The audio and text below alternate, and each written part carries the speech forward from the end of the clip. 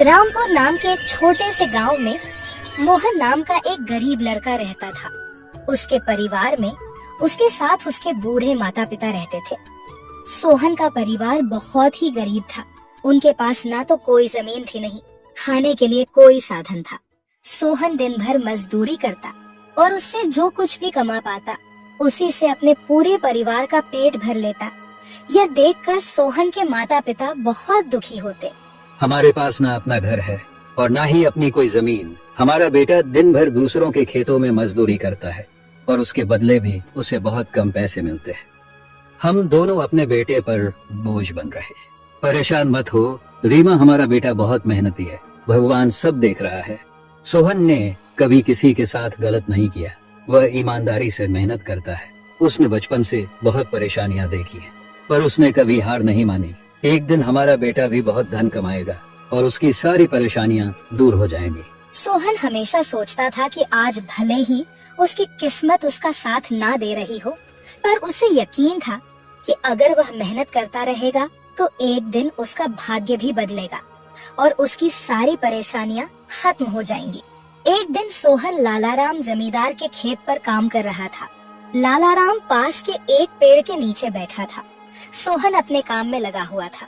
तभी उसने देखा कि लालाराम बहुत ही उदास है और गहरी चिंता में डूबा हुआ है। लालाराम को उदास देख मोहन तुरंत लालाराम के पास गया और बोला, क्या हुआ मालिक, आप बहुत उदास लग रहे हैं। मुझे ऐसा लग रहा है जैसे आप किसी गहरी चिंता में हैं। कुछ हुआ है? मुझे बताइए, क्या पता मैं आपकी कोई सहायता कर सकूं। सोहन की बात सुनकर लालाराम को गुस्सा आ गया और वह सोहन से गुस्से में बोला, अरे तू मेरी क्या सहायता करेगा? तू खुद अपनी सहायता कर सकता है क्या? अगर तू किसी की सहायता करने के काबिल होता तो क्या तुझे 2 वक्त के खाने के लिए आज मेरी जमीन पर काम करने की जरूरत पड़ती? चल यहाँ से जा, अपना काम कर और मुझे परेशान मत कर। सेठ जी, ऐसा नहीं है, यह सब वक्त वक्त की बात है। सब किस्मत का खेल है और इंसान को अपनी मेहनत पर विश्वास रखना चाहिए। आज भले ही किस्मत मेरे पक्ष में ना हो, लेकिन अगर मैं ईमानदारी और लगन से मेहनत करता रहूंगा तो किस्मत भी एक दिन मेरी तरफ झुक जाएगी। मेहनत और धैर्य से तकदीर के दरवाजे खुलने में देर हो सकती है, लेकिन मेहनत कभी बेकार नहीं जाती। मोहन की बात सुनकर लालाराम बहुत प्रसन्न हुआ। अरे सोहन, तेरे विचार तो बहुत अच्छे हैं। तेरी बातें सुनकर मन को एक सुकून सा मिला है। इतनी परेशानियों में भी तू अपनी जिंदगी खुश होकर काट रहा है। सेठ जी, यह सब मेरे पिता की सीख है। जब भी मैं किसी चीज के लिए अपने पिता से जिद करता था तो मेरे पिता हमेशा मुझे यही समझाते थे, बेटा सोहन, हमारे पास इतना धन नहीं है कि मैं तेरी हर इच्छा पूरी कर सकूं, लेकिन एक बात हमेशा याद रखना, जिंदगी भी मौसम की तरह होती है। कभी यह धूप की तरह खुशियों से भरी होती है, कभी ठंड की तरह कठिनाइयां लाती है और कभी बारिश की तरह परेशानियां आती है। लेकिन जैसे हर मौसम बीत जाता है वैसे ही जिंदगी के मुश्किल हालात भी गुजर जाते हैं। बस धैर्य और हिम्मत बनाए रखना जरूरी है, क्योंकि एक दिन सब कुछ ठीक हो ही जाता है। अरे वाह, लगता है तेरे पिता बहुत ही नेक इंसान है। किसी दिन मैं भी उनसे जरूर मिलूंगा। मालिक, क्या हुआ है? आप एक बार मुझे साफ साफ बताइए, क्या पता आपकी परेशानी का कोई हल मिल ही जाए। अरे सोहन, मैं एक बहुत बड़ी परेशानी में फंस गया हूँ। मुझे अपनी परेशानी का कोई भी हल नजर नहीं आ रहा है। सेठ जी, एक बार मुझे बताइए, तो क्या पता आपकी परेशानी का कोई हल निकल ही जाए। सोहन, हमारे गांव में मेरे पिता की एक पुश्तैनी जमीन थी जो काफी पीढ़ियों से हमारे पास थी। उस पर मेरा और मेरे भाई का हक है, पर हमारे गांव के ही 2 बाप बेटों ने उस पर कब्जा कर लिया है। मैं पुलिस थाने में केस दर्ज कराने की सोच रहा था, लेकिन गांव के बहुत बड़े बड़े लोग उनके साथ हैं। मैं कितनी भी कोशिश कर लूं, लेकिन मैं उन लोगों का कुछ नहीं बिगड़ पाऊंगा। अब तो उन लोगों ने उस जमीन पर खेती भी शुरू कर दी। मेरे पिता की पुश्तैनी जमीन मेरे हाथों से छीनी जा रही है, इसलिए मैं बहुत परेशान हूँ। मुझे समझ नहीं आ रहा मैं अब क्या करूँ। आप सही कह रहे हैं सेठ जी, अगर आप कानून का सहारा लेकर भी अपनी जमीन को वापस लेने की कोशिश करेंगे तो भी आप उनका कुछ नहीं कर पाएंगे। हाँ सोहन, अब तू ही बता मैं अब क्या करूँ। मैं तो सोच सोच कर परेशान हो गया हूँ। मेरी पुश्तैनी जमीन छीनी जा रही है और मैं कुछ भी नहीं कर पा रहा। सोहन ने कुछ देर सोचा और कहा, मालिक आप चिंता मत कीजिए, हर परेशानी का कोई ना कोई हल जरूर होता है। अगर आप चाहे तो एक तरीका है जिससे आप अपनी जमीन वापस पा सकते हैं। अगर ऐसा कोई तरीका है तो जल्दी बताओ सोहन, वह क्या तरीका है? सोहन ने लाला राम को अपनी सारी तरकीब पूरी तरह समझा दी। तरकीब सुनकर लाला राम मोहन से कहता है, अरे वाह सोहन, तू तो बहुत समझदार है, तूने तो बहुत अच्छी तरकीब बताई है। ऐसे तो मेरी जमीन मुझे जरूर मिल जाएगी, मैं तुझसे वादा करता हूँ। अगर तेरी यह योजना सफल हुई तो मैं अपनी जमीन का एक हिस्सा तेरे नाम कर दूंगा। अरे मालिक आप ऐसा क्यों कह रहे हैं? आप मेरे मालिक हैं, आपकी वजह से मुझे अपने घर के लिए 2 वक्त का खाना मिल जाता है। आपकी मदद करना तो मेरा फर्ज है, मुझे आपकी जमीन नहीं चाहिए, ठीक है? सोहन तुम बहुत नेक इंसान हो, कल से तुम इस काम पर लग जाओ। सोहन फिर से खेत में अपने काम पर लग जाता है। अगले दिन सोहन जगत और विनोद नाम के उन बाप बेटों के पास पहुंच जाता है जिन्होंने लाला राम की जमीन पर कब्जा कर रखा था। नमस्कार सेठ जी, मैं यहाँ से गुजर रहा था तो पास के लोगों ने बताया कि आपके यहाँ काम के लिए मजदूर की जरूरत है। क्या आपके यहाँ मुझे भी कोई काम मिल सकता है? अरे अरे, कौन हो तुम? तुमसे किसने कह दिया कि यहाँ मजदूर की जरूरत है? यहाँ किसी मजदूर की जरूरत नहीं है। सेठ जी मैं एक मजदूर हूँ, पास ही के गांव में रहता हूँ, काम की तलाश में इधर उधर भटक रहा हूँ। हर दिन कहीं न कहीं काम मिल जाता है, बस उसी काम को करके अपना पेट पालता हूँ। कभी खेती कर लेता हूँ तो कभी कोई मजदूरी। यह तो ठीक है, पर हमारे यहाँ फिलहाल कोई काम नहीं है। सेठ जी मैंने तो सुना है कि आप लोग इस गांव के सबसे बड़े जमींदार हैं, आपके पास बहुत सारी जमीन है, इसलिए आपके यहाँ हमेशा मजदूरों की जरूरत रहती है। इसलिए मुझे लगा कि यहाँ मुझे कोई ना कोई काम जरूर मिल जाएगा। अरे भाई, मैंने कहा ना, यहाँ किसी भी मजदूर की जरूरत नहीं है। इसका मतलब लाला राम सेठ आपके बारे में सही कह रहे थे?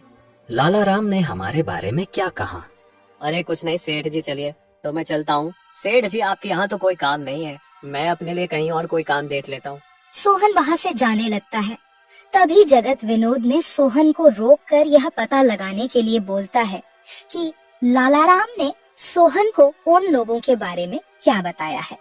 अरे भाई इधर आओ, शायद तुम्हारे लिए हमारे पास एक काम है। सोहन तुरंत उनके पास चला गया और बोला, धन्यवाद सेठ जी, बताइए क्या काम है? आप जो भी काम बोलेंगे मैं हर काम करने के लिए तैयार हूँ, आखिर बूढ़े माँ बाप का पेट पालना है। अरे सब्र रखो, काम तो हम तुम्हें बता ही देंगे। पहले यह बताओ कि लाला राम हमारे बारे में क्या कह रहा था। सेठ जी मैं पहले लाला राम सेठ के यहाँ काम करता था, पर वह बहुत ही कंजूस और बदतमीज आदमी है। मैं उनके यहाँ दिन रात मेहनत करता, पर इतनी मेहनत करने के बाद भी वह मेरी सही मजदूरी नहीं देता था। इस बात पर कल मेरी उससे बहस हो गई थी। फिर क्या हुआ? लाला राम ने हमारे बारे में क्या कहा? जब मेरी सेठ लाला राम से बहस हो रही थी तब उसने ने मुझे कहा कि पूरे गांव में उनसे ज्यादा मजदूरी कोई नहीं दे रहा। तो मैंने गुस्से में कह दिया कि गांव के सबसे बड़े जमींदार जगत सेठ और विनोद सेठ सबसे अच्छी मजदूरी देते हैं, इसलिए उनके यहाँ हमेशा काम करने वालों की भीड़ रहती है।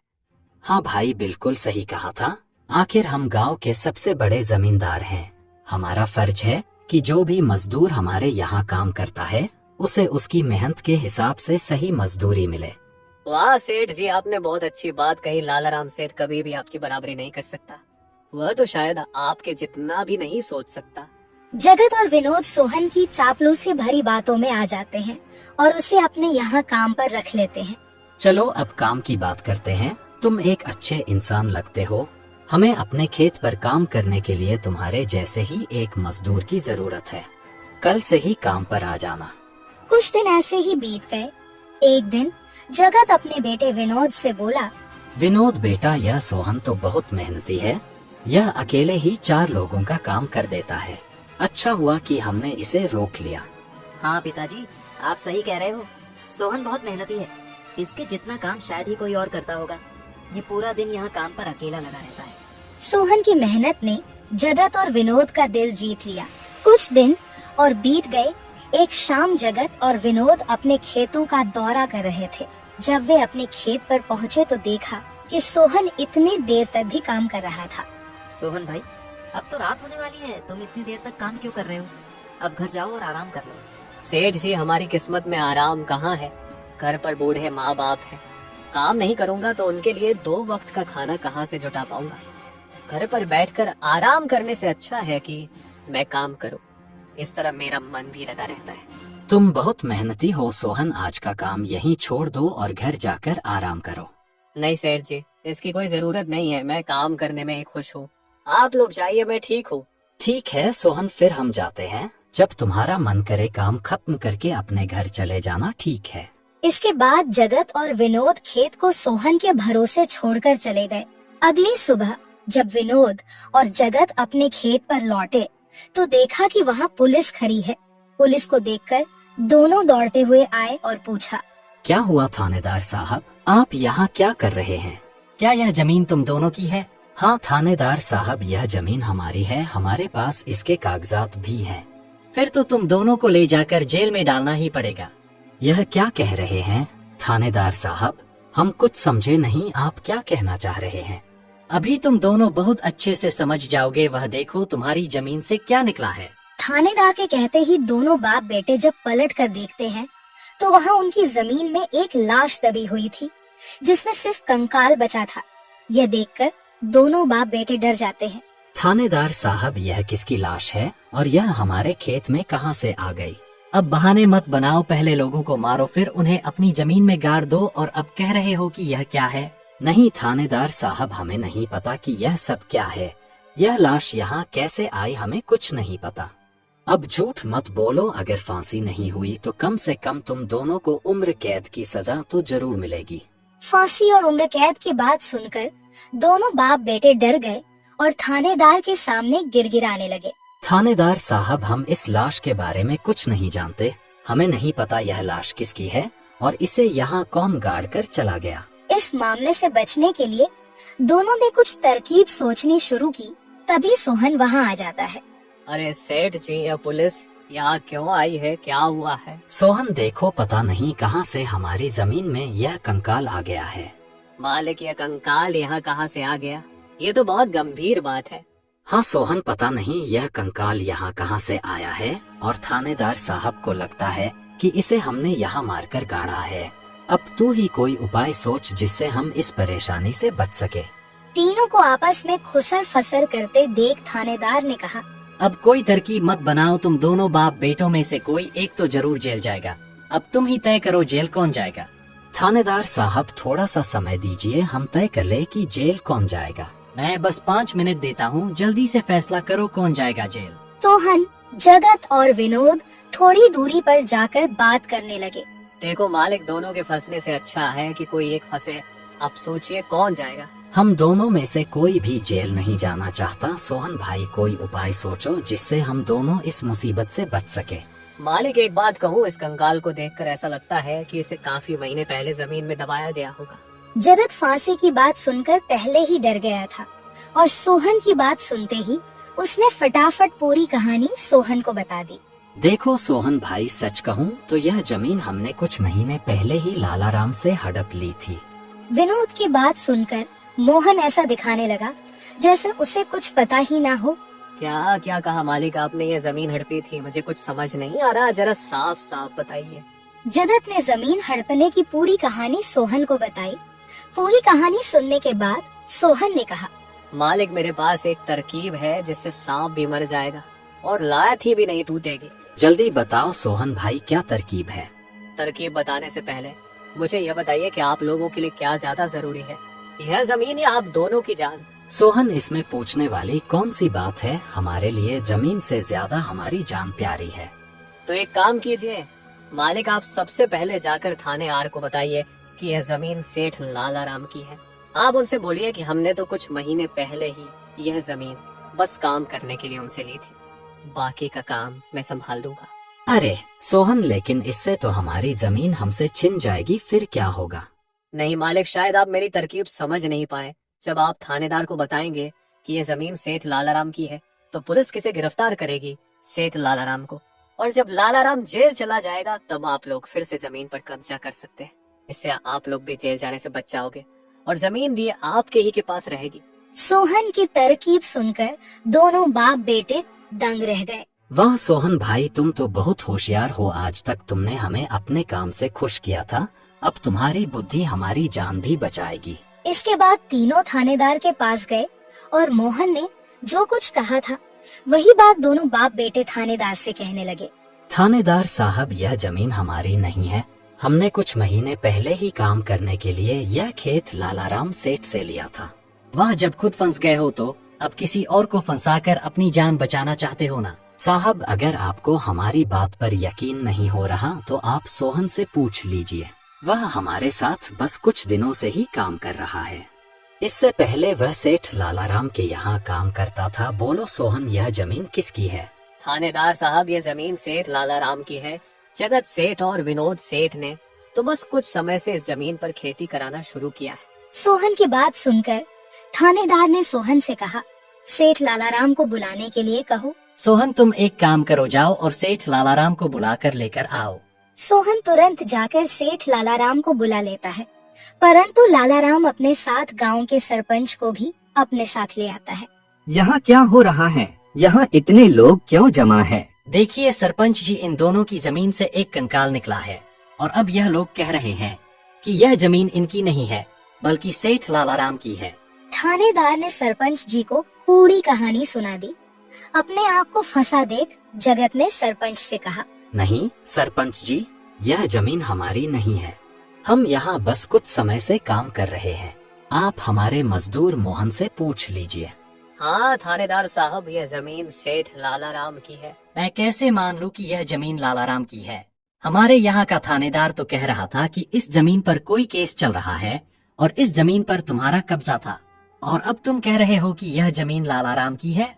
नहीं साहब, हमने लालाराम के साथ धोखा किया था। हम बस इस जमीन को हड़पना चाह रहे थे, लेकिन अब हमें यह जमीन नहीं चाहिए। अगर आप चाहें तो हम केस भी वापस ले लेंगे। थानेदार साहब, आप जाइए, बाकी का काम अब हम संभाल लेंगे। सरपंच के कहने पर थानेदार वहाँ से चला जाता है। सरपंच ने लालाराम से कहा, अब बताओ, ये कंकाल यहाँ कैसे आया? तुमने किसे मारकर यहाँ गाड़ा है? अरे साहब, यह तो नकली कंकाल है। इन दोनों ने मिलकर मेरी जमीन हड़प ली। मैंने और मोहन ने मिलकर यह तरकीब सोची थी ताकि इन दोनों से सच निकलवा सके। लालाराम की बात सुनते ही दोनों बाप बेटों के पैर तले जमीन खिसक गई। यह हम दोनों की साजिश थी, इन लोगों के मुंह से सच निकलवाने के लिए। सोहन को इस योजना में शामिल देखकर दोनों बाप बेटों को समझ आ गया कि यह सब सेठ लालाराम और मोहन की मिली भगत थी। दोनों बाप बेटों के पास अपनी गलती मानने के सिवा कोई चारा नहीं था। हमें माफ कर दीजिए सरपंच जी, हम लालच में आ गए थे। हमें माफ कर दीजिए। हम आज के बाद यह गलती कभी नहीं करेंगे और यह जमीन भी सेठ लालाराम को वापस दे देंगे। जगत और विनोद दोनों सरपंच और सेठ लालाराम से माफी मांगने लगे। दोनों को इतना गिड़गिड़ा देख लालाराम ने उन्हें माफ कर दिया। सरपंच ने भी उन्हें जेल नहीं भेजा और सेठ लालाराम ने अपना केस वापस ले लिया। लालाराम के केस वापस लेने के बाद सरपंच जी भी वहाँ से चले जाते हैं। धन्यवाद सेठ लालाराम जी, आपने हमें माफ कर दिया। आज के बाद हम ऐसी गलती कभी नहीं करेंगे। ठीक है जगत, कोई बात नहीं, मैंने तुम्हें माफ किया। बस याद रखना कि एक जमीन के टुकड़े के लिए तुम अपनों के साथ कभी गलत नहीं करना। बुरे समय में तुम्हारे अपने ही तुम्हारे साथ खड़े होंगे। जमीन का क्या है, कभी मेरी तो कभी तुम्हारी। आखिर में सेठ लालाराम ने सोहन को जमीन का एक हिस्सा दे दिया और उसे जमीन का मालिक बना दिया। सोहन, जैसा कि मैंने वादा किया था, जिस जमीन पर तुम काम कर रहे थे, आज से वह जमीन तुम्हारी है और अब तुम उसके मालिक हो। नहीं मालिक, इसकी कोई जरूरत नहीं है। याद करो सोहन, तुमने मुझसे क्या कहा था? बस मेहनत करते रहो, एक दिन तकदीर का दरवाजा जरूर खुलेगा। तो समझो तुम्हारी तकदीर का दरवाजा खुल चुका है और अब तुम भी जमीन के मालिक हो। अब से तुम्हें किसी और के यहाँ काम करने की जरूरत नहीं पड़ेगी। इस तरह मोहन ने अपनी मेहनत और बुद्धि से सेठ लालाराम को उसकी जमीन वापस दिलाई और दोनों ठगी करने वाले बाप बेटों को भी सबक सिखाया। इस तरह मोहन ने अपनी मेहनत और चतुराई की मदद से अपनी फूटी किस्मत बदल दी और अब वह भी एक बड़ी जमीन का मालिक बन गया था।